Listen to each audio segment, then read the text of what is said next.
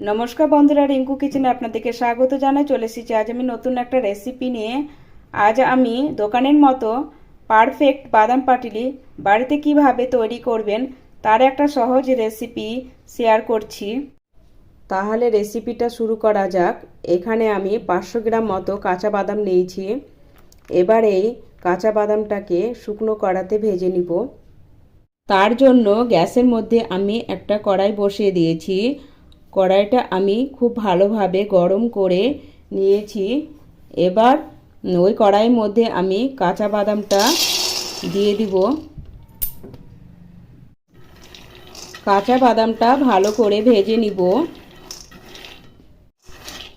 বন্ধুরা, কড়াইতে কাঁচা বাদামটা আমি ভেজে নিলাম। আপনারা চাইলে দোকান থেকে ভাজা বাদাম নিয়ে এসেও বাড়িতে গুড় পাটিলি তৈরি করতে পারেন। এই কাঁচা বাদামটা ভাজতে সময় লেগেছে 12 থেকে 15 মিনিট। কাঁচা বাদামটা ভাজা হয়ে গেছে। এবার আমি একটা পাত্রের মধ্যে নামিয়ে নেব। দেখুন বন্ধুরা, বাদামটা একটু হাত দিয়ে ঘষলেই বাদামের খোসাটা উঠে যাবে। তার মানে বুঝবেন বাদামটা আপনার পারফেক্ট ভাজা হয়ে গেছে। দেখুন বন্ধুরা, আমি সব বাদামের খোসাগুলো ছাড়িয়ে নিয়েছি। এই প্লাস্টিকটা আমি খুব ভালোভাবে ধুয়ে নিয়েছি। এবার এর মধ্যে 1 চামচ মতো গা ঘি দিয়ে দেব। গা ঘি দিয়ে ভালোভাবে এটা আমি ব্রাশ করে নিব। প্লাস্টিকটা পুরোটা ভালোভাবে লাগিয়ে নিব। পুরোটা ভালোভাবে লাগিয়ে নিয়েছি। এবার আমি এটা ভাঁজ করে সাইডে রেখে দেব। এখানে আমি 400 গ্রাম মতো আখের গুড় নিয়েছি। আখের গুড়টা ছোট ছোট করে ভেঙে নিয়েছি। এরপর গ্যাসের মধ্যে কড়াই বসিয়ে দিয়েছি। কড়াইয়ের মধ্যে আখের গুড়টা দিয়ে দিব। 2 চামচ মতো জল দিব। এর বেশি জলের প্রয়োজন নেই। গ্যাসের ফ্লেমটা লো রেখে নাড়াচাড়া করে নেব। একটু নাড়াচাড়া করার পরে আপনারা দেখতেই পাচ্ছেন গুড়টা গলতে শুরু করে দিয়েছে। দেখুন বন্ধুরা, গুড়টা গলে গেছে। গুড়টা ভালো করে পাক দিয়ে নিতে হবে। গ্যাসের ফ্লেমটা মিডিয়াম রেখেই গুড়টা পাক করে নেব। গুড়টা দেখুন ভালোভাবে ফুটতে লেগেছে। গুড়টা যতক্ষণ পাক করতে সময় লাগবে ততক্ষণ ধরে গুড়টা নাড়তে হবে, নাড়া বন্ধ করা যাবে না। আমি এর মধ্যে 1 চামচ মতো গা ঘি দিয়ে দেবো। গা ঘি দেওয়ার কারণে দোকানের মতো পাটালি কালারটা দেখতে সুন্দর লাগবে। গুড়টা আমার ভালোভাবে তৈরি হয়ে গেছে। এবার এই গুড়ের মধ্যে ভেজে রাখা বাদামগুলো দিয়ে দিব।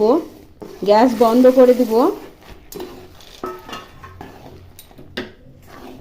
ভালোভাবে গুড়ের সাথে বাদামগুলো মিশিয়ে নিব।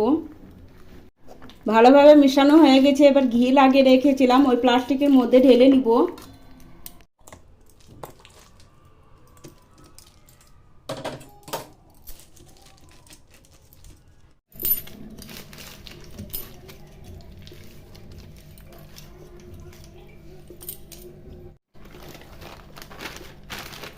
এবার আমি এটাকে বেলে নিব। কড়া থেকে নামিয়ে এই কাজটা ঝটপট করে নিতে হবে, না হলে কড়াইতে জমে যাবে। এবার আমি ওপরকার যে প্লাস্টিকটা আছে সেটা খুলে দেব। এবার আমি একটা চাকুতে ঘি লাগিয়ে রেখেছিলাম, সেটা দিয়ে কাটমার্ক করে রাখবো।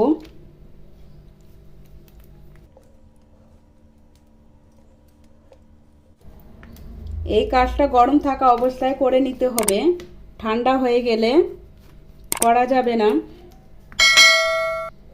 কাটমার্ক করে নিয়েছি। এবার আমি বাদাম পাটালিটাকে 30 মিনিট থেকে 60 মিনিট অবধি রেখে দেব। এই বাদাম পাটালিটা 1 ঘন্টা পরে দেখুন কি সুন্দর প্লাস্টিক থেকে উঠে আসছে। তাহলে বন্ধুরা, আপনারা দেখে নিলেন তো দোকানের মতো বাড়িতে কিভাবে গুড় পাটালি বা বাদাম পাটালি তৈরি করা হয়। এইভাবে আপনারা বাড়িতে অবশ্যই একবার বাদাম পাটালি তৈরি করবেন। আশা করছি আপনাদের সকলের ভালো লাগবে। দেখুন বন্ধুরা, আমি একটা ভেঙে দেখাচ্ছি। এর আওয়াজ শুনেই বুঝতে পারছেন এই বাদাম পাটালিটা দোকানের মতো পারফেক্ট তৈরি হয়েছে। দেখতে হয়েছে দোকান থেকে বাদাম পাটালিটা কেনা। আমার এই রেসিপি দেখে আপনারাও বাড়িতে বাদাম পাটালি তৈরি করুন। আপনাদেরও বাদাম পাটালিটা দেখতে দোকানের মতো সুন্দর হবে। ভিডিওটা ভালো লাগলে লাইক করবেন, বেশি বেশি করে শেয়ার করবেন আমার চ্যানেলটা সাবস্ক্রাইব করা না থাকলে আমার চ্যানেলটা সাবস্ক্রাইব করার অনুরোধ রইল।